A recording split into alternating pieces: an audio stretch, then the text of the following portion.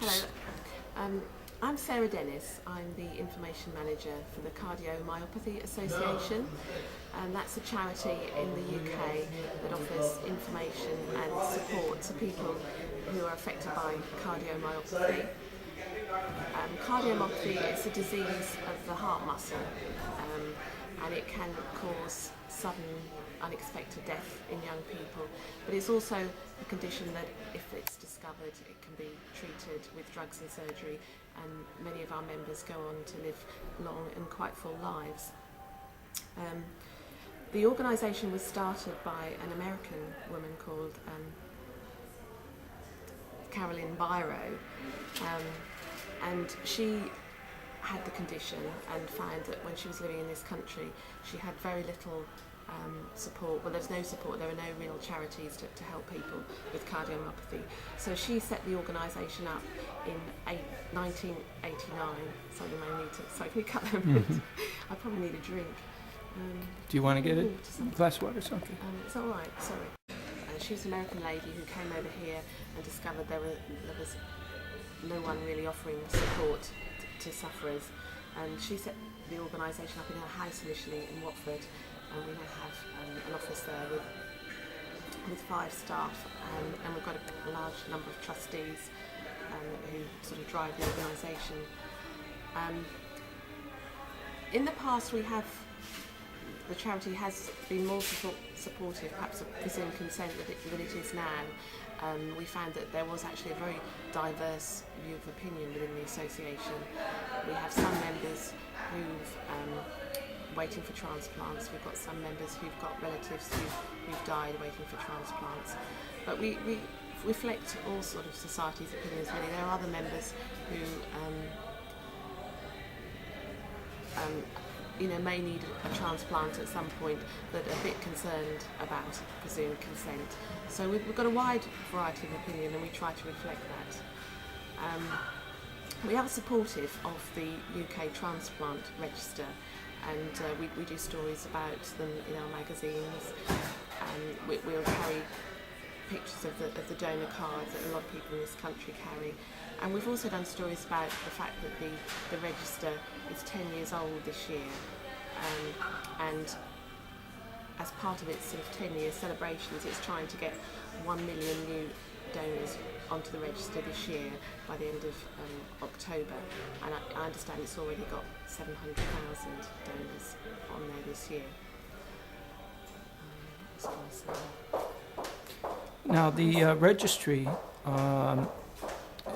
even though you register as a donor, the hospital still needs the family to consent to the donation? Is that how it works? They do. Generally, they do seek to get that. I think this is a difficult area, really, for doctors and for families.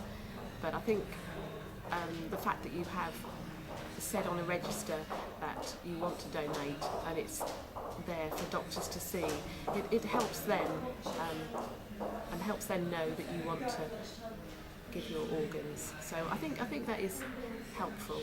But that's true. If families are very anti this happening, then it does mean that the consent may not be given. There was a desire, I think it was in 2004, for presumed consent to get passed in Britain. Do you recall? Yes, there was a human tissues bill which looked at sort of all areas, and that really was drawn up by the government in response to a couple of Which party was that? It was the government. The government? Bill. Oh, okay. And it was really in response to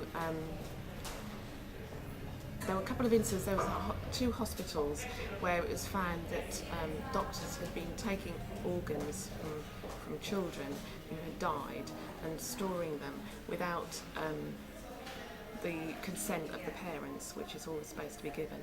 Mm-hmm. And that caused an enormous outcry, and there were many very upset parents.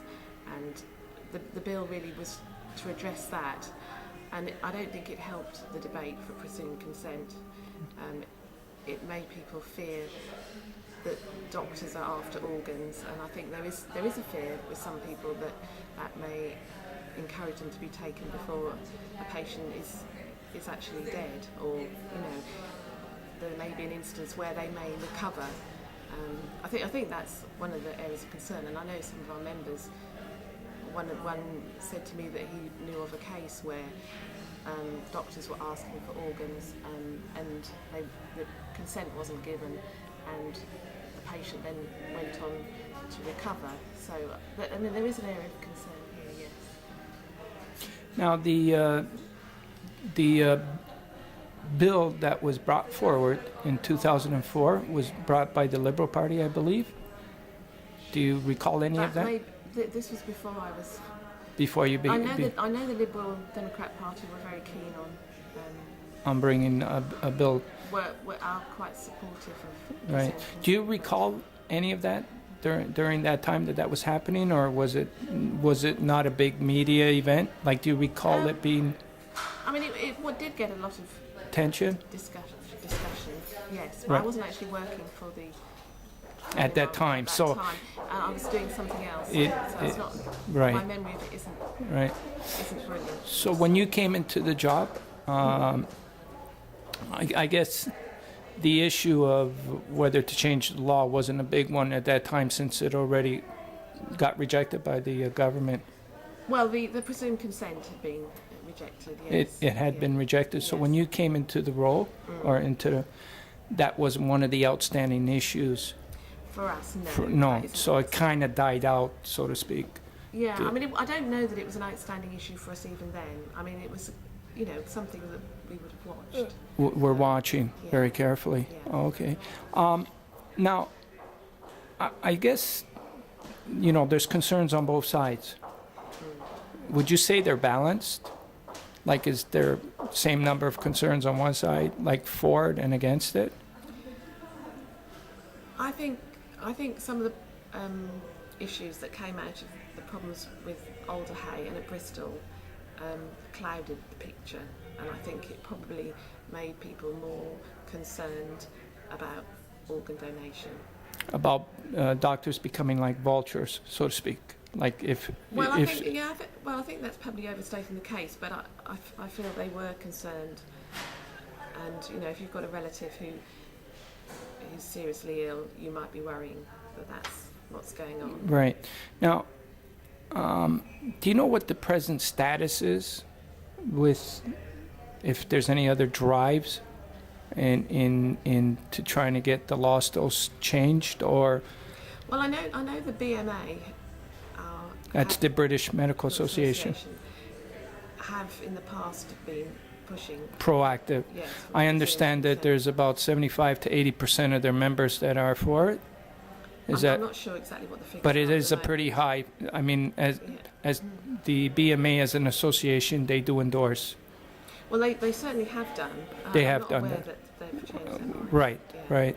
So there possibly could still be plans or of trying to seek another way on how to. Well, I'm sure there are some people that are still trying to do that, but I'm not sure that. I think really the sort of bill last year dealt with it a bit, and I think it may be a while before a government is going to look at that again. Right.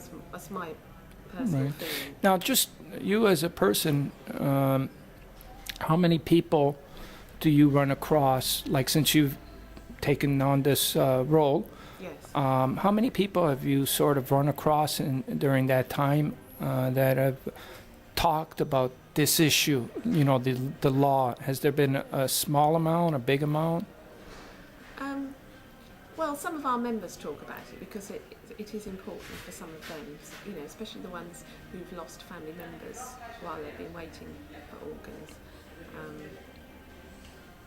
But we haven't made it a huge issue, really. Right. We are very supportive of the register. Of the register. And we do, in our magazine, we talk about the register and we give details to people about how to register and where to go to register. So we're supportive of the register. Right. Now, I guess the